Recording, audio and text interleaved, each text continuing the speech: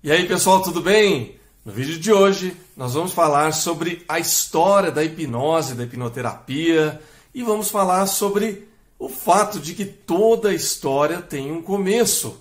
Você sabe que a sua história de vida ela tem um início, a minha também.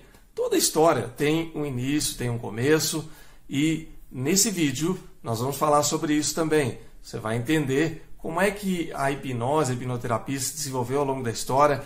Você vai ver aí também a história resumida de alguns gênios, de algumas pessoas que tiveram sacadas muito especiais e que ao longo da história fizeram com que a hipnose e a hipnoterapia fosse o que ela é hoje. Tá curioso para saber? Então, vamos lá para o vídeo. Mas antes de ir para o vídeo, não se esqueça de se inscrever aqui no canal, de ativar o sininho e também compartilhar esse vídeo com outras pessoas. Ok?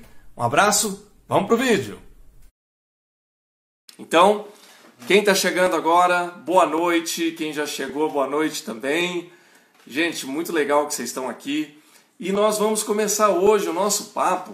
Hoje é o nosso quarto encontro da série Desbloqueie o Poder da Sua Mente, baseado na obra do Michael Arruda, meu amigo, meu mentor na área de hipnoterapia.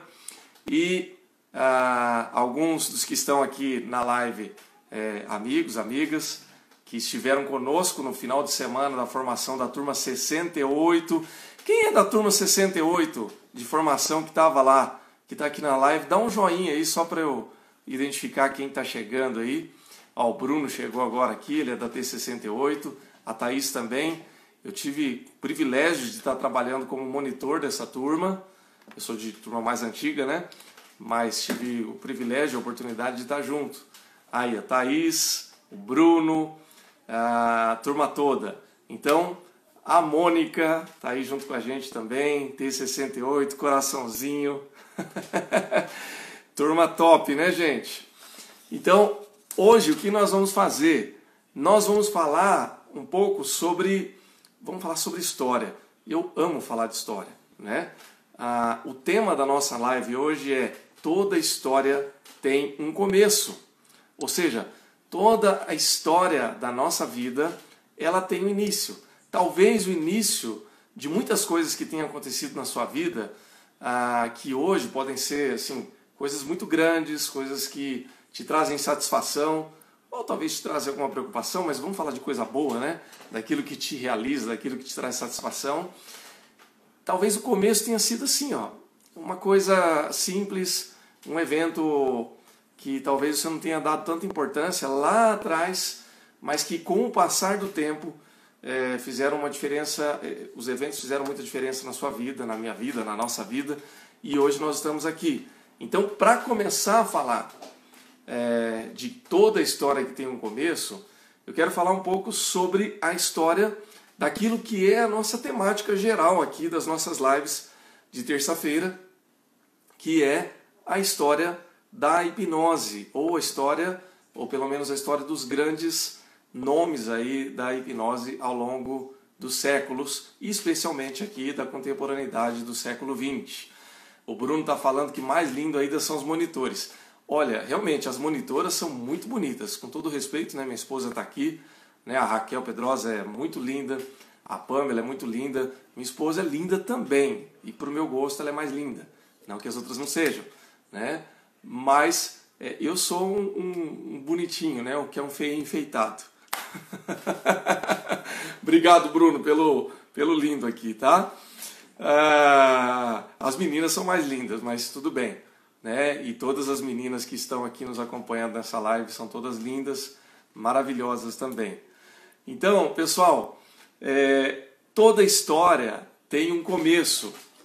Então, a minha história, a sua história, seja ela qual for, ela não chegou pronta, né? Todos têm um começo. A Thaís está falando que eu sou o amorzão dela, né? Obrigado, amor. Você também é minha linda. Então, todos nós temos um começo. E a história da hipnose também é assim. Hoje, eu acabei de falar ainda há pouco aqui que nós tivemos um final de semana muito intenso, muito impactante, muito feliz, participando da formação aí de gente iluminada, de gente maravilhosa, que hoje está aí também com esse conhecimento, com esse conteúdo. e que está podendo aí transformar vidas também por meio desse conhecimento da hipnose, da hipnoterapia. Só que a hipnose, a hipnoterapia que nós conhecemos hoje, né, o método de hipnoterapia que eu utilizo, que muitos dos nossos colegas aqui utilizam também, e que a gente realiza através dos nossos atendimentos, ele não chegou pronto, né? Foi necessário também uma história, a experimentação, a genialidade de muitos homens e pessoas aí que ao longo dos anos puderam aprender, testar e adaptar e aperfeiçoar para que nós tivéssemos esse conhecimento hoje. E vou dizer uma coisa, pessoal, o que nós sabemos hoje, e veja, nós sabemos bastante coisa, viu? Modéstia à parte, eu me considero um bom hipnotista, um bom hipnoterapeuta também, mas ainda assim todo o conteúdo que eu tenho hoje ainda é só a pontinha do iceberg. Há muito para se descobrir ainda, há muito para se pesquisar. Eu vou voltar a falar disso depois, mas só para dar uma pincelada aqui, né, para dar uma antecipada. Hoje a ciência, a neurociência especialmente, está fazendo pesquisas relacionadas à área de hipnose, de hipnoterapia, e eles estão descobrindo coisas sensacionais. Então, assim, há muita coisa para se descobrir ainda. Mas o que a gente já sabe hoje já é muito importante, já tem mudado a vida de muitas pessoas. Como é que essa história surgiu? Então é sobre isso que eu quero falar. Para quem já leu o livro do Michael, no capítulo 3, ele fala um pouco sobre os principais nomes da hipnose ao longo da história, os principais eventos. Então, eu já li esse capítulo, reli hoje, pesquisei um pouco mais também, só para trazer um pouco mais de informação. Não vou me estender muito no conteúdo aqui, porque eu quero passar cada uma dessas etapas para a gente focar depois no final e a gente falar um pouco mais sobre isso. Então, a hipnose ao longo da história, a gente não tem uma origem exata de quando começou, especialmente porque nós sabemos hoje que hipnose nada mais é do que um estado de foco e concentração. Ou seja, o ser humano ele entra em hipnose naturalmente. Aqui nós estamos falando muitas vezes da hipnose induzida, de você ter alguém que vai lá e direciona e ajuda a pessoa a entrar num estado de auto-hipnose, mas esse é um estado natural da nossa mente. Então, se você está distraído, focado em alguma coisa, você está em estado hipnótico, ok? Mas o uso, vamos dizer assim, terapêutico da hipnose, ela começa na antiguidade, aí, mais de 1500 anos antes de Cristo. Então, você tem, por exemplo, alguns registros lá do Egito Antigo, documentado, tá, em papiros, uma coletânea de antigos escritos médicos, que utilizava-se processos hipnóticos para tratar de dores e doenças. Então, por exemplo, alguns sacerdotes, quando eu falo sacerdote religioso, pessoal, é importante vocês entenderem o seguinte: hipnose não é religião, tá? Mas é que no mundo antigo, nos tempos antigos, e até recentemente, você vai encontrar isso em algumas tribos na Amazonas, na África, em que o sacerdote religioso, o xamã, o terapeuta, enfim, né, o nome que você quiser dar lá para o líder religioso, ele assumia esses dois papéis. Tanto o papel de ser o líder religioso, quanto também de ser o terapeuta, o médico. Então, isso era muito comum no mundo antigo, por quê?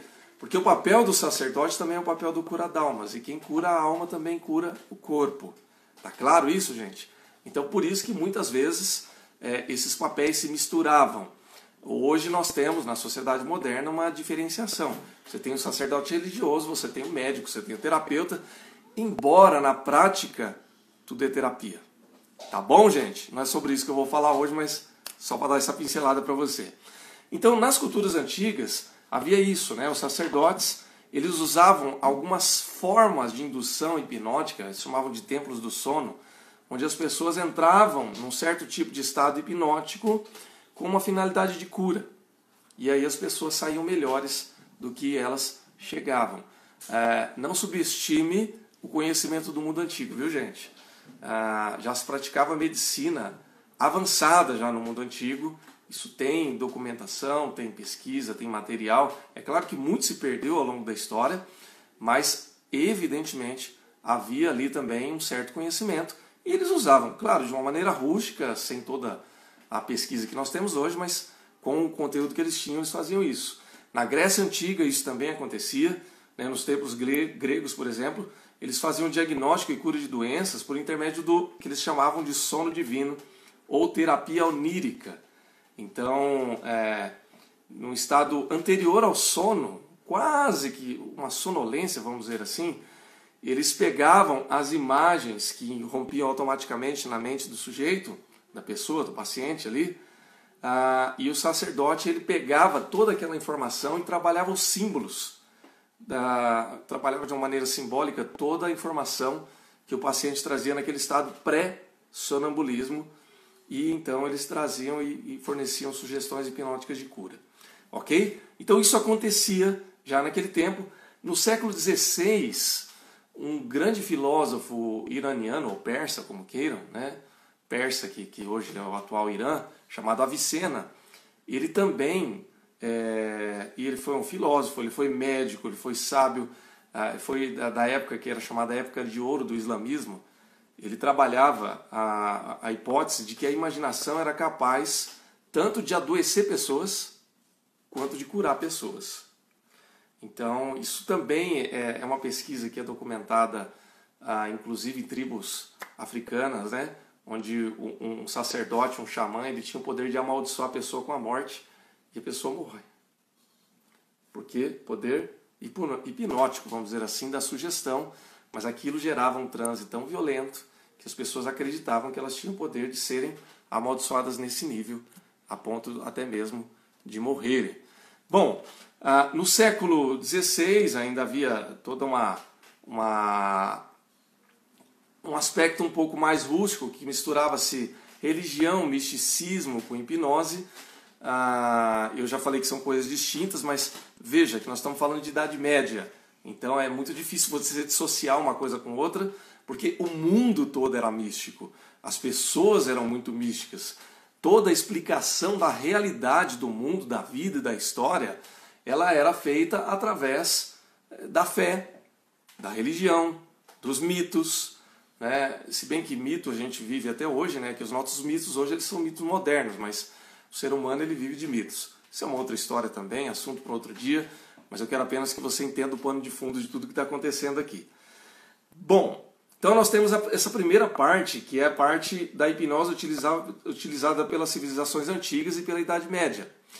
Depois, nós vamos ter um segundo período da hipnose, que é o período da experimentação científica. Aí a coisa começa a ficar um pouco mais séria, que vai do século XVIII e século XIX.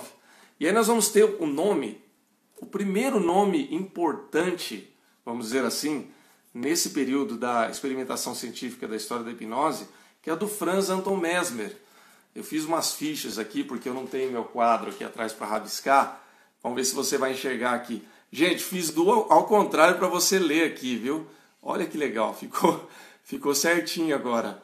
Então aqui você tem o Mesmer, que é de 1734 a 1815. O Mesmer, ele era um médico austríaco, lá no século XVIII, que iniciou os estudos dele na área de hipnose, que ele chamava de magnetismo animal. Resumidamente, o que ele pensava?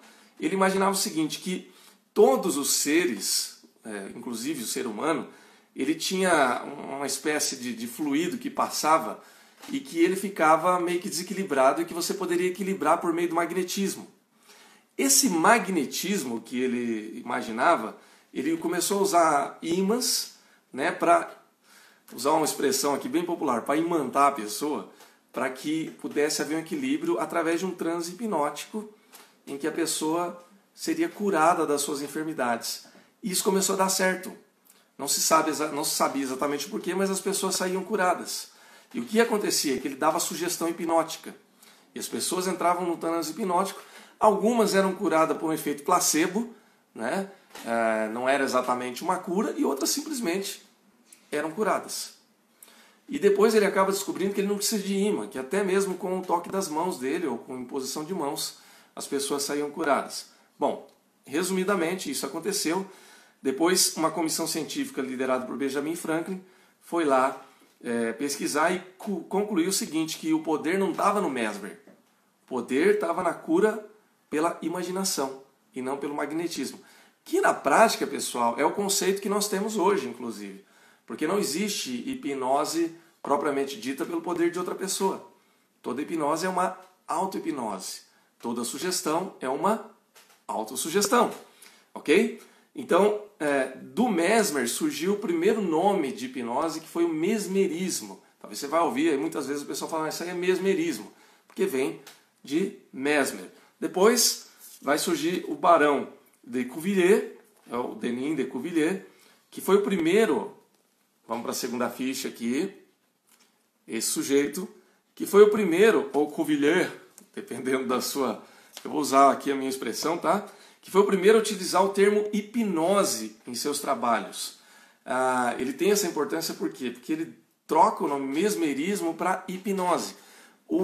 Esse barão, o que ele imaginou? Que as pessoas entravam num transe, tipo um sono, que é a origem da palavra hipnose. Hipnos, do deus sono da mitologia grega. Ele estava equivocado, porque em hipnose a gente não dorme, não é um estado de sono, pelo contrário, é um estado de hiperconcentração, mas para a época é o que se entendia. E ele acabou cunhando esse termo hipnose. Posteriormente, vem um médico inglês chamado James Braid, ou James Braid, está aí entre 1795 e 1859. O James Braid, ele foi um dos pioneiros a levar a prática da hipnose para a comunidade científica. Então, ele ajudou a popularizar isso dentro do ambiente acadêmico, do ambiente científico, do ambiente médico, para que fosse tratado de uma maneira mais séria. E acabou popularizando o termo hipnose, porque se o Cuvilliers ele foi o responsável por cunhar o termo, o Braid ele foi responsável por popularizar. Ele descobriu mais tarde que ele também conseguiria levar os pacientes a um estado muito parecido com os do Mesmer, a ideia do mesmerismo lá, né? Mas com métodos mais científicos. Então ele usava basicamente a hipnose como uma forma de se obter anestesia cirúrgica e para ensinar a auto-hipnose aos pacientes de uma maneira mais científica. Gente, importante lembrar o seguinte, nós estamos falando aqui de 1795, 1840, 1850, numa época em que as pessoas ainda não tinham, né, pelo menos os médicos, não tinham introduzido, por exemplo, o éter para fazer as pessoas dormirem ou fazer aquela anestesia rústica que eles pudessem fazer cirurgia. A cirurgia era feita a sangue frio. Às vezes a pessoa morria, não era nem da cirurgia, morria de dor, morria de hemorragia, de infecção, etc. Então, a utilização da hipnose para fazer cirurgias naquela época foi um grande avanço, muito antes da introdução de elementos químicos para a cirurgia. Depois nós vamos ter um camarada que é sensacional e quem fez aí o curso vai lembrar, que é o James Dale. James Dale, de 1808 a 1859. Quem que é esse camarada e por que ele é tão importante para a gente hoje ainda? O James Dale, ele foi um médico que realizou, olha, no livro do Michael está dizendo que ele realizou mais de 300 cirurgias num presídio em Calcutá, na Índia. Algumas pesquisas que eu fiz está dizendo que são 3.000 cirurgias. Então, eu não sei se foram 300 ou se foram 3.000, mas o fato é que foi cirurgia pra caramba. O que aconteceu? O Sdale, ele foi trabalhar na Índia, num presídio em Calcutá, e ele, cara, genial, e experimentando e testando, e ele um dia resolve fazer uma experiência com hipnose, para ver se ele consegue fazer cirurgia ali, porque os caras tinham dores muito grandes, e enfim. O fato é que ele desenvolveu ali uma técnica, e foi desenvolvendo de uma forma em que as pessoas entravam num estado de hipnose tão profundo que elas ficavam anestesiadas. De tal maneira que ele fez, por exemplo, fez cirurgia de apendicite com a pessoa em estado hipnótico. A Mônica está dizendo melhor estado, né? Eu já vou explicar por quê. Ele fez cirurgia de amputação, inclusive, e detalhe, o índice de mortalidade dessas pessoas era baixíssimo. Elas sangravam um pouco, não tinham infecção pós-cirurgia, porque lembra, gente, que nessa época não existia o nível de higiene, de limpeza, de asepsia, de cirurgia que a gente tem hoje. O cara cortava uma perna ali com aquela faca, ali, com aquele serrote, e ia com o mesmo instrumento cortar o do outro. Então as pessoas morriam de infecção, era muito complicado. Era o tempo da época. E esse estado de hipnose profunda acabou ganhando o nome de Isdeio, que, como a Mônica disse aqui, é um estado, o melhor estado, é muito gostoso. Por quê? Porque quando nós entramos em Isdeio, nós temos um estado de euforia mental e realmente a gente fica anestesiado. Um dos testes que a gente faz quando a gente coloca a pessoa em Isdeio é teste de dor, a gente belisca a pessoa para ver se ela sente. Ela sente o beliscão, mas ela não sente dor nenhuma. Alguns nem o beliscão sentem. Outro é o teste do som, a gente dá um tapa ali na frente da pessoa para ver se ela ouve. E o teste da catalepsia. Algumas pessoas ficam com o braço esticado, você estica o braço dela e ela permanece ali enquanto ela está viajando ali naquele estado. Ela não está dormindo, ela está acordada, ela está consciente, mas ela simplesmente não se importa com aquilo. Então, nesse estado, a gente, por exemplo, você pode fazer hoje em dia a gente usa o Isdeio para fazer tatuagem sem dor. Então, você pode fazer uma tatuagem e não sentir absolutamente nada. Você pode fazer... as mulheres estão fazendo micropigmentação labial em Isdeio, porque sangra menos, não sente dor nenhuma, porque vocês sabem que micropigmentação labial é uma tatuagem no lábio. Você imagina o tanto que dói isso aí, o tanto que sangra. Então, são coisas que a gente tem utilizado aí e tantas outras, né? O Isdeio é um estado realmente, como a Mônica disse, o melhor estado. É uma delícia entrar em Isdeio e quem entrou aí no fim de semana sabe do que eu estou falando. Bom, vamos lá. Então, o Isdeio, ele teve aí essa experiência e durante muitos anos a hipnose acabou sendo esquecida e mal interpretada porque as pessoas não compreendiam naquela época o fenômeno, a natureza, a dinâmica, por que as coisas eram como eram. Ela depois foi resgatada na França por duas importantes escolas do pensamento que possuíam visões distintas a respeito do fenômeno da hipnose. Uma, que era a escola de Salpêtrière, agora eu vou me ferrar com o francês aqui, mas que era liderada por Jean-Martin Charcot, ou Jean-Martin Charcot, que foi um dos professores de Sigmund Freud. Essa escola teve como uma outra escola antagônica a escola de Nancy, comandada por Auguste Libeau, esse sujeito aqui, e também por Hippolyte Bernheim, esse outro sujeito aqui. Esses dois professores também foram professores de Freud, ou pelo menos a escola foi escola de Freud.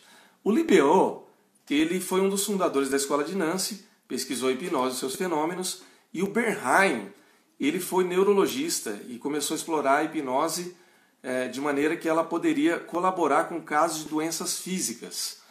A Thaís está perguntando aqui, a Thaís Agostini, conseguimos entrar nesse estado com o interruptor? Sim, Thaís, você consegue iniciar o estado, tá? Existe uma técnica que a gente usa para entrar em Isdeio, que a gente instala mais 2 interruptores mais profundos. Depois eu posso até te dar algumas dicas, tá? O interruptor ele te coloca no estado hipnótico, depois a gente te leva ainda para um estado mais profundo, bem mais profundo do que aquele que você está acostumada, habituada, e aí você entra em Isdeio. Mas é possível instalar um interruptor, não aquele que você instalou, aquele é só para iniciar, depois a gente vai numa pegada contínua, depois eu posso explicar melhor, tá bom? Mas aquele interruptor que você instalou, ele já começa, é o começo do processo. Depois tem mais outros 2 ali para você ir mais profundo e chegar naquele estado que é maravilhoso, que é muito gostoso mesmo. Então, essas escolas, elas tinham visões distintas. Então, para alguns, a hipnose era uma evidência de histeria, né? Que a pessoa entrava num estado histérico. E para outros, no caso da escola de Libeau e de Bernheim, a hipnose ela tinha como possibilidade a cura de doenças emocionais e até mesmo físicas. E aí então, essa escola vai inspirar um outro gênio, como alguns desses gênios, chamado Sigmund Freud, que é o pai da psicanálise. O Freud é preciso a gente organizar algumas coisas aqui, né? O Freud, embora ele tenha abandonado a hipnose, ele acabou sendo responsável por popularizar a hipnose. Sempre quando na modernidade você vai falar de hipnose, a pessoa vai falar, o Freud. Isso nos traz algumas vantagens e algumas desvantagens. Por quê? Porque o Freud ele não se adaptou muito bem à hipnose. E aí algumas pessoas falam assim, a hipnose não é uma coisa boa, porque se fosse boa o Freud estava utilizando. Lê do engano. O problema do Freud com a hipnose, basicamente, são duas questões. Primeiro, que ele não era um bom hipnotista. Freud ele não dominava a técnica de tal maneira a levar as pessoas para transes profundos como ele queria. Isso não tem nada a ver com as pessoas, tem a ver com a técnica. Se ele tivesse, talvez, a técnica hoje, talvez ele utilizasse, talvez não. Porque o Freud ele tinha uma visão mais analítica da psicanálise. Então, qual que era a ideia dele? Ele entendia que a associação livre ela era mais positiva. Né? Por quê? Porque através do diálogo, através da análise, as pessoas vão falando, e por essa associação livre, o paciente acaba trazendo as suas demandas através da fala não direcionada. E aí vai desvelando o seu recalque, aquela coisa toda da psicanálise. E que no transe mais profundo você não vai fazer isso, porque o transe você vai usar para ressignificar as emoções, que para nós, hipnoterapeutas, faz muito sentido, mas para ele naquele momento não fazia. Ok, gente? Então é só por isso que Freud não utilizou. Nós temos depois um sujeito muito importante, que é o Milton Erickson, que é um outro gênio também. E o Erickson, ele foi responsável, ele era psiquiatra, médico psiquiatra, e ele foi responsável por popularizar a hipnose como uma ferramenta terapêutica. De fato, em Erickson nós vamos ver aqui a hipnose como terapia. E ele desenvolve, ele era... Sabe aquela pessoa genial que, por observação, ela vai aprendendo e vai criando algo que é único e que só uma pessoa que consegue ter essa sacada? É mais ou menos isso que nós estamos falando do Erickson. Porque ele usa a hipnose, só que ele usa através da linguagem e através de metáforas para engajar as pessoas através de processos não conscientes. Ou seja, ele está ali conversando e falando, e quando a pessoa vê, ela já está num estado hipnótico. Agora, o Erickson ele desenvolveu um processo que não era muito simples de replicar. E quando eu falo não muito simples, não significa que não seja possível. Né? Existe a hipnose... Perdão, pessoal. A hipnose ericksoniana. Meu Deus, que trava-língua. A hipnose de Erickson até hoje é estudada e é replicada. Você tem institutos, escolas, e funciona muito bem. Mas dentro da proposta ericksoniana, né? De mais metáfora, linguagem e etc. Ok, gente? Bom, até aí nós temos então o período científico. Depois nós temos um sujeito que aí para nós é muito importante, e aí nós vamos falar sobre ele e vamos falar um pouco sobre a sua história, que é o Dave Elman. Você vai ver ele na frente do microfone e você vai entender por quê, para quem não conhece a história de Dave Elman. Por que o Elman é tão importante? Veja, o Elman ele não era médico, o Elman ele não era cientista, por isso eu não estou colocando ele aqui dentro dessa linha do período científico, é mais o período moderno. O Elman nasceu em 1900 e morreu em 1967, portanto com aproximadamente 67 anos. O Elman ele foi responsável por criar um método rápido e plenamente duplicável de induzir qualquer pessoa à hipnose e também utilizá-la como terapia, utilizar a hipnose como terapia. Para vocês terem uma ideia, pessoal, todo o processo de hipnoterapia que eu faço e que eu utilizo e que eu levo as pessoas a um estado de hipnose, eu sempre uso o método de Elman. Embora você tenha dezenas de métodos de indução, Elman, método rápido, método instantâneo, método de indução de choque, tem uma variação muito grande, mas a base é Elman. E com o método de Elman, se a pessoa quiser ser hipnotizada, desde que ela queira, porque toda hipnose é uma auto-hipnose, ela vai entrar num estado hipnótico. Então isso foi uma sacada do Elman. Agora, como é que o Elman desenvolveu isso se ele não era médico Ele não era cientista, ele não era psicólogo, ele não era psiquiatra. Como é que o Hellman chegou num método que era tão replicável? Hellman era gênio. A Thaís está falando que ele era gênio e era gênio mesmo. O que aconteceu com o Hellman? E aí a gente entra na base ou no título da nossa live aqui, que toda história tem um começo. O Hellman, Dave Hellman, quando ele era criança, aos 8 anos de idade, ele tinha só ele e o pai dele estava com câncer, já no estado terminal. E ele cuidava do pai dele, e o pai dele, naquele estado terminal, estava sentindo muita dor na cama, uma tristeza só.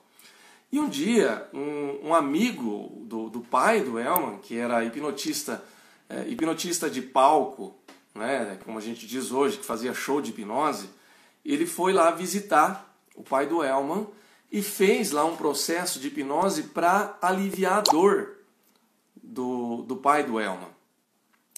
E depois que aquele amigo passou lá, o pai dele deixou de sentir dor, porque essa é uma possibilidade da hipnose, viu, gente? Para quem não conhece o potencial da hipnose, da hipnoterapia, você consegue, através de uma indução hipnótica, tirar a dor da pessoa. Existem processos muito simples, inclusive um que chama hipnoflash, que você dá um anestésico instantâneo. A pessoa está com dor de cabeça, você tira a dor de cabeça da pessoa rapidamente. Claro que no caso do pai do Hellman, nós estamos falando de uma dor muito mais profunda que a dor de uma pessoa com câncer. Mas o fato é que ele tirou aquela dor e, lógico, não tinha como tirar a doença, né? É uma doença grave, mas pelo menos a dor foi aliviada naquele momento. E o Dave Hellman, ele ficou impressionado com aquilo, porque o pai dele voltou a sorrir e voltou a brincar com ele. Então naquele momento ele falou, cara, esse negócio é sensacional. Ali, menino, com 8 anos de idade.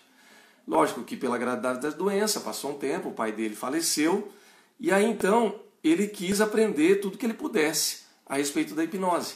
E foi seguir esse amigo do Hellman.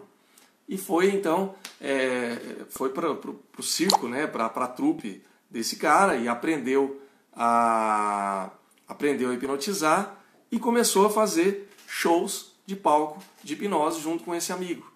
E nessa época, aos 12 anos de idade, ele já estava fazendo hipnose de palco e foi conhecido na época, pelo menos eles anunciavam ele, né, e possivelmente como o hipnotista mais jovem do mundo, porque naquela época, aos 12 anos de idade, ele já fazia shows de hipnose, shows de palco e tal, e viajava e tudo mais. Ele cresceu, depois foi adolescente, depois jovem, ele começou a fazer parte de uma caravana de artistas, tipo uma trupe circense, em que cada um fazia um show, um fazia piada, outro fazia comédia, aquelas coisas de filme americano, sabe? E uma das apresentações dele era a de hipnose. Só que aí tinha um detalhe, vocês sabem, para quem já assistiu stand-up comedy nos dias de hoje, você sabe como é que funciona, né? Você vai lá num bar, e aí vários humoristas se apresentam, e o cara chega lá, se ele não conquistar a plateia em 30 segundos e não começar a fazer o pessoal rir, acabou o show dele. Você sabe como é que funciona, né? Então se o cara não começar a tirar riso do pessoal, acabou. Não tem show, esse cara não vai ser convidado para voltar para aquele bar. Então só as pessoas que arrancam mais riso é que conseguem. E isso é um conceito que já vinha daquela época, que eles viajavam, e aí nessa trupe, o que acontecia? Os melhores apresentadores permaneciam. Quem não conseguia fazer sucesso era convidado a se retirar. Então, o Dave Hellman, ele teve que otimizar a técnica de hipnose dele para que ele pudesse rapidamente hipnotizar pessoas ali para ele continuar se mantendo no show, porque senão ele ia ser convidado a se retirar. Então ele criou uma técnica de indução rápida e eficiente para que qualquer pessoa pudesse entrar num estado de hipnose. Louco isso, né, gente? Porque, embora a hipnose ela tivesse todo aquele cunho científico, mas ele criou um método muito mais pragmático, muito mais voltado para entretenimento do que qualquer outra coisa, mas que na prática funcionava. Bom, essa é uma parte da história. O Dave Hellman depois, ele ficou adulto, virou homem sério, como a gente diz, né? Se casou, e ele, como era um bom comunicador, imagina a escola que ele teve, né? Desde criança, trabalhando em circo, em teatro e etc, etc.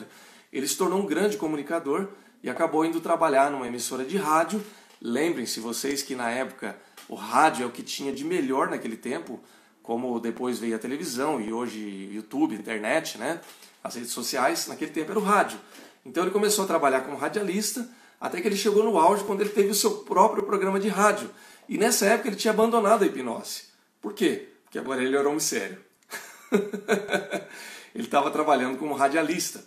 Trabalhando no rádio, ele um dia, naquele tempo tinha muito programa ao vivo, né? Os rádios eram... você recebia as pessoas no teatro, e aí tinha o palco, o pessoal assistia e era transmitido também. E esse cara recebeu, então, um cara que fazia hipnose como hobby, mas não estava conseguindo hipnotizar ninguém lá na hora. E aí o Dave Elman, para salvar o show, ele pegou e falou, peraí que eu vou te ajudar. E o resto vocês imaginam o que aconteceu. Ele conseguiu hipnotizar e fez um sucesso tremendo ali na hora e ficou todo mundo ali. Oh, mas desde quando que esse cara é hipnotista, né? Nem a esposa do Elman sabia que ele era hipnotista. E aí, depois que ele fez, quando ele estava voltando para casa, a esposa dele quis saber, mas que é isso aí que você fez? E por ele ter feito no programa de rádio, muitas pessoas depois começaram a procurar ele. Falaram, mas espera aí, a gente quer entender isso, como é que é isso e tal. E o final da história é que ele começou a ser convidado por médicos, dentistas e outras pessoas da área da saúde para ensinar como que ele poderia replicar esse método dele. Por quê? Porque os médicos queriam aprender a hipnotizar, para hipnotizar os seus pacientes, para tirar dor, para fazer cirurgia, para os dentistas poderem arrancar dente sem dor, que são coisas que hoje um bom hipnotista, um hipnotista Omni, por exemplo, um hipnoterapeuta Omni, consegue fazer isso sem muita dificuldade, porque nós temos a técnica, a gente sabe como fazer, e, pessoal, pode parecer uma coisa de filme, mas é ciência e é fácil de fazer, ok? É só conhecer a técnica, conhecer a metodologia e você leva a pessoa para esse estado. Da T68, né, Kátia? É isso aí. Ó, só para vocês terem uma ideia, tá? Eu tenho um filho de 10 anos que se chama Gabriel, e ele de vez em quando tem a unha encravada. E sempre, lógico, deu muito trabalho para limpar essa unha, sempre a Thaís que faz isso. E um dia ele estava com a unha toda infeccionada e a Thaís precisava mexer porque tinha que tirar aquele pus. Eu falei assim, peraí que nós vamos resolver isso. Falei, filho, você confia no papai? Confio. Eu já tinha hipnotizado ele antes. Falei, então vamos fazer o seguinte, posso te hipnotizar para a mamãe limpar a sua unha? Falei, pode. Coloquei no estado de desdeio e a Thaís cavou um túnel no dedo dele. Limpou toda aquela unha encravada, desencravou.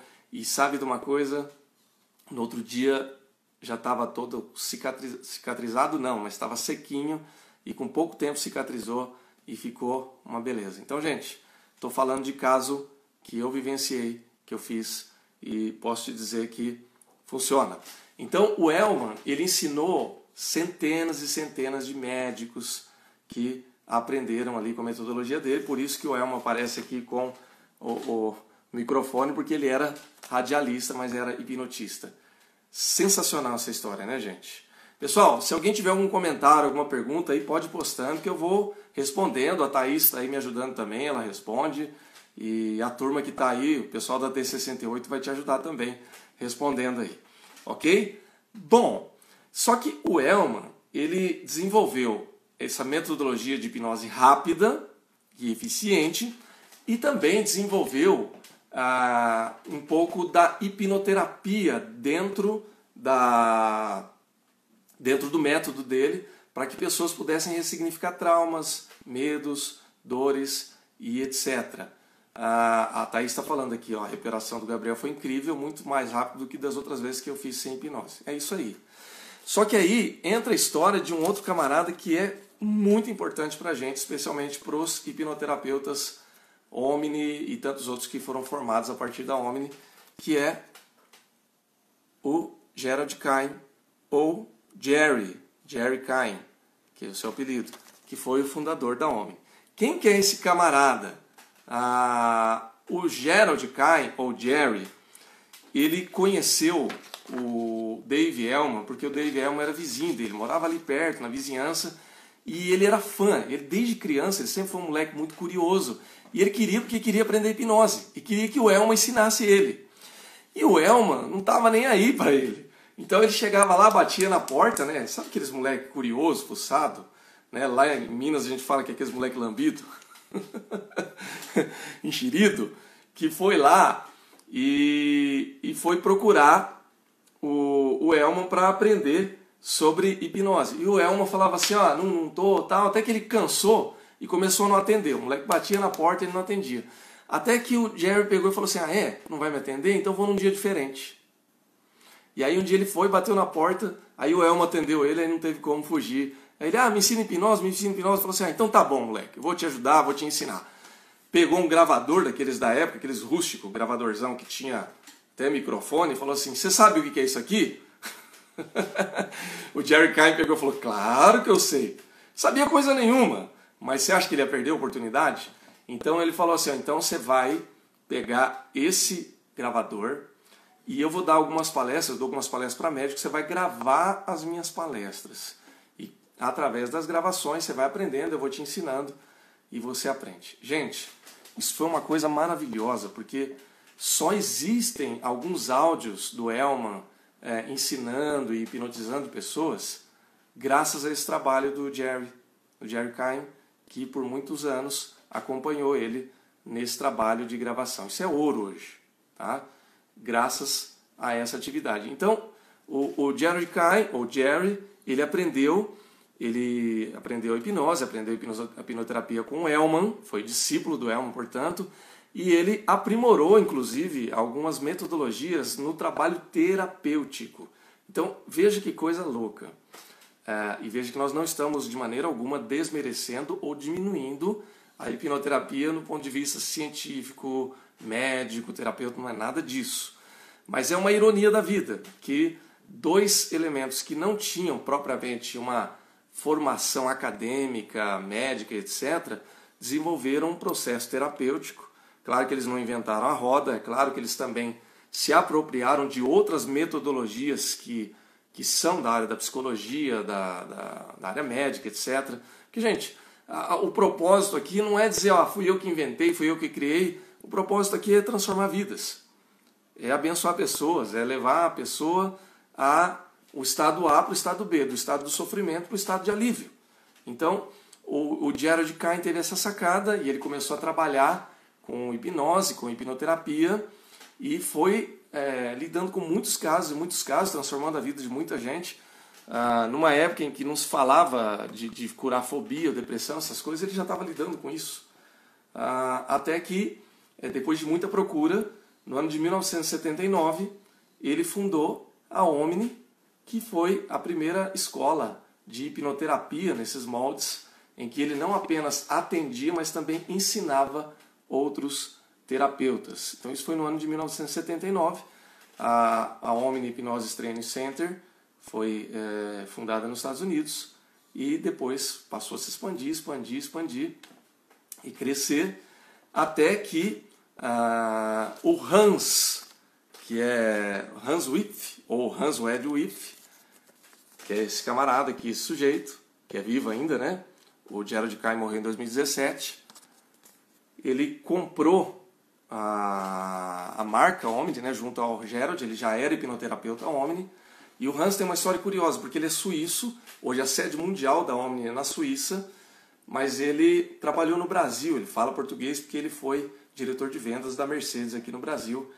Então, ele depois acabou investindo nisso e se tornou o CEO mundial da Omni e foi responsável por estruturar os métodos terapêuticos da Omni no modelo ISO 9001. Então, o processo de hipnose e hipnoterapia da Omni hoje é a primeira e única a ter a formatação ISO 9001, que é a garantia de que funciona em qualquer contexto, com excelência. Tanto que esse método ele é replicado nos Estados Unidos, no Brasil, na Europa, na Ásia, em vários países, sempre com os mesmos resultados, independente da língua, independente da cultura, porque nós estamos falando aqui do ser humano. Então, esse ser humaninho que é você, que sou eu, que somos nós. Ok, gente? Agora, o que eu quero que vocês entendam aqui com toda essa história? É que toda história tem um começo. Então, eu me estendi aqui mais na história do Dave Elman e do Gerald Keim. Por quê? Porque se esses caras não tivessem impactado ou sido impactados com a hipnose, com a hipnoterapia, nós não estaríamos falando disso hoje. Não da forma como nós estamos falando. Claro, nós temos que dar o devido crédito a todos os antecessores, a todos esses cards que eu apresentei aqui, porque foi graças à pesquisa de todas essas pessoas, desde o Mesmer lá atrás, com todos a rusticidade do seu tempo, e com Freud, com Charcot, com Bernheim, né? Mas passando também por esses caras pragmáticos como o Hellman. Tem que agradecer ao Erickson também por popularizar. Então todos têm o seu papel na história. Mas o que eu quero dizer é que se não tivesse um menino ali que viu seu pai ser aliviado de uma dor de câncer e por causa disso ele quis ser um hipnotista, um hipnoterapeuta, e depois um outro menino curioso que quis aprender com Hellman e quis trabalhar isso no aspecto terapêutico e formar outros terapeutas, essa história fez com que a gente estivesse aqui hoje falando disso. Nós estamos falando da turma 68 aqui. Só existe turma 68 no Brasil graças a essa história. Agora, o que eu quero dizer para você, e daqui a pouco nós vamos já para finalizar aqui a live e vamos para abrir uma segunda live para a gente falar da hipnose ou da reflexão ou da terapia coletiva aqui, que nós vamos fazer, e vai ser poderosa hoje, viu, gente? Vai ser impactante, vai ser emocionante. Então você fica aí porque nós vamos fazer depois. O que acontece? Você também tem uma história. Eu também tenho uma história. Faz sentido? Eu quero que você pense no seguinte. Se você está hoje aqui ouvindo essa live, seja ao vivo comigo, depois gravado no Instagram, no YouTube, não importa. Ou no Facebook, ou sei lá onde você vai ouvir essa live. Mas o que eu quero dizer é, você também tem uma história. O que você é hoje é fruto das decisões que você tomou lá no passado. Então, se você é uma esposa, um marido, se você é um terapeuta, se você é um professor, se você é um aluno, se você é um instrumentista, seja lá o que você for, seja lá qual for a sua história hoje, você só é o que você é porque lá no passado você participou e vivenciou experiências que foram formando aquilo que a gente chama de programação, que quem está acompanhando desde a primeira live sabe do que eu estou falando aqui, né, que é a sua programação mental, que te levou a ser a pessoa que você é hoje.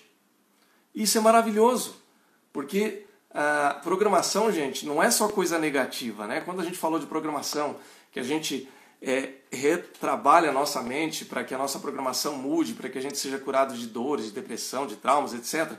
Isso é verdade, mas a programação ela também é positiva. Então, por exemplo, se você é um profissional bem-sucedido hoje, é porque você teve uma programação positiva lá no passado que te levou para isso hoje. Se você é uma pessoa sonhadora, uma pessoa positiva, uma pessoa alegre, essa é a sua programação.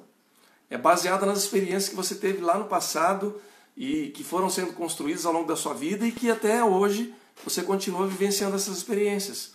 Faz sentido para você, gente? Faz sentido para você? Se fizer sentido, dá um joinha aí, porque é o que faz sentido para mim, com toda certeza. Então, hoje, por exemplo, né, só para fazer mais um pouquinho de propaganda aqui da nossa formação, hoje nós temos um jovem, que é o Michael Arruda, que é o autor desse livro que nós estamos usando como base, que é o presidente da OMI do Brasil.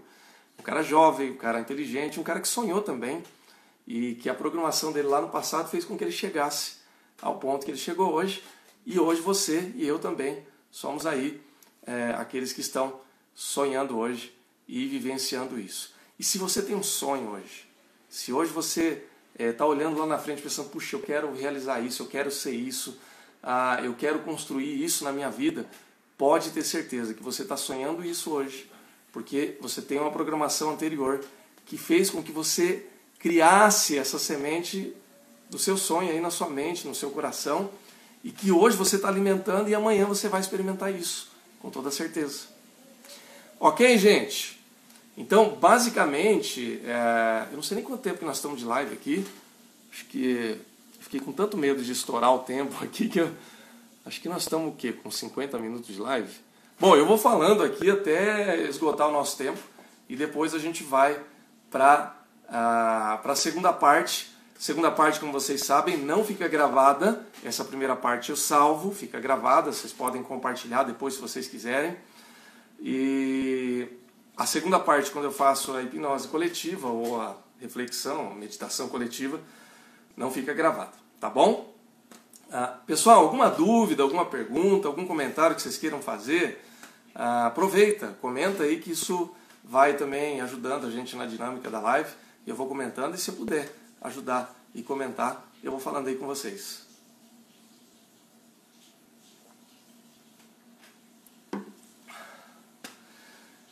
Ok, gente? Então, essa é uma história... Eu vou falando e se vocês comentarem alguma coisa aí, eu vou comentando junto, tá? Veja que muitas das nossas histórias, elas começam lá atrás. Então, às vezes você está vivenciando algumas coisas que você nem sabe a origem. Então, por exemplo, há coisas positivas e há coisas negativas. Quem tiver curiosidade depois, dá uma stalkeada aí no meu perfil do Instagram, pode olhar sem moderação. Tem uma postagem que eu fiz num TBT, numa quinta-feira, que eu tô aos 14 anos de idade com o microfone na mão, falando na minha formatura da 8ª série. Isso lá no longínquo ano de 1989. Talvez alguém já tenha visto, quem não quiser dá uma olhada depois, tá bom? E eu escrevi um texto ali naquela postagem, falando de uma época em que eu tive como um modelo positivo para mim um pastor adventista, no colégio adventista. Nessa época eu não era protestante, eu era católico, e eu recebi muito incentivo daquele pastor. E naquele dia, quando eu fiz aquela reflexão, foi como uma auto-hipnose, como uma regressão consciente, porque eu não estava num transe, mas naquele momento eu voltei numa época e fiquei muito emocionado aquele dia, porque começou a fazer sentido. Por que eu sou pastor hoje? Uma das razões pela qual eu sou um pastor protestante, sou pastor presbiteriano, além de hipnoterapeuta, é porque eu tive ali uma presença muito positiva de um pastor que me incentivou, que falou que eu era inteligente, que falou que eu era capaz, que viu em mim o potencial que nem eu mesmo acreditava. E aquilo me marcou. E aquilo entrou na minha programação como uma faca quente num queijo bem molinho, sabe? Que vai derretendo assim, uma manteiguinha mole assim, e ficou. E foi uma programação positiva, porque isso demorou alguns anos ainda para eu tomar minha decisão por Cristo, mas isso mudou a minha programação. Isso foi, e você pode entender isso como espiritual, como emocional, não importa. O que importa é que naquele momento isso fez diferença na minha vida. E é mais louco ainda porque eu demorei 30 anos para ressignificar isso. Demorou 30 anos para que isso fizesse sentido na minha vida, para que eu pudesse entender, caramba, é por isso que eu sou pastor. Claro que tem uma vocação divina, claro que tem um chamado espiritual. Eu não vou entrar no mérito aqui teológico porque isso é uma questão de fé. Mas tem um aspecto emocional também. A Marta está comentando aqui, vi essa foto, interessante as lembranças que temos e nos ajuda a perceber quem somos hoje. Exatamente, Marta. Exatamente isso. Só que eu demorei anos para fazer essa associação. E agora, com todo esse autoconhecimento que eu estou tendo hoje, eu consigo fazer essa associação e isso faz muito bem para a gente. Então, é a nossa história. Então, se você tem uma depressão, um trauma, uma dor, isso está lá no seu passado. Mas se você tem uma coisa positiva, algo que te faz bem hoje, isso também está no seu passado. Então, lembre-se, toda história tem um começo. E todo começo é bom. É o que a Thaís está falando aqui, que o Michael Arruda, ele fez uma live hoje, inclusive, sobre esse tema, né? Que ele falou que ele foi guiado pelo Goku, do Dragon Ball Z. É sensacional essa história. Eu não sei se ficou gravada essa live que ele fez hoje, mas foi uma live incrível e que ele comentou sobre isso também. E é sensacional. Ok, gente? Então, qual é a minha história? Qual é a sua história? O importante é que todos nós temos uma história. A história que eu contei hoje é a história da hipnose, é a história dos principais nomes da hipnose ao longo da história e também é a minha e a sua história. Eu tenho muita gratidão por essa história e sou muito feliz por poder conhecer e vivenciar essa história. A Kátia comentando aqui, foi a história de Júlio Verne, Viagem ao centro da Terra. Que lindo, Kátia! E te inspirou o quê? A ser professora? O que exatamente que foi a inspiração que te ajudou na sua programação? Comenta aí pra gente. Tem uma outra história muito interessante. Vocês estão vendo que atrás de mim aqui tem livro, né? Tem bastante livro. Pessoal, eu não tenho onde guardar livro na minha casa. Então eu não estou fazendo isso para pagar uma de erudito, de leitor, não. É que eu fui autodidata. Eu aprendi a ler com um quadrinho da Turma da Mônica e da Disney. E até hoje, depois eu parei de ler Turma da Mônica e Disney porque eu fui ler Heróis da Marvel, da DC Comics. E até hoje eu tenho centenas e centenas desses gibis aqui em casa guardados. Não tem nem onde guardar. Mas eu ainda não consegui me desfazer deles. E não sei se eu devo me desfazer. Aqui a Kátia. Sair da zona de conforto e esperar o inesperado. Sensacional a frase, Kátia. Muito legal.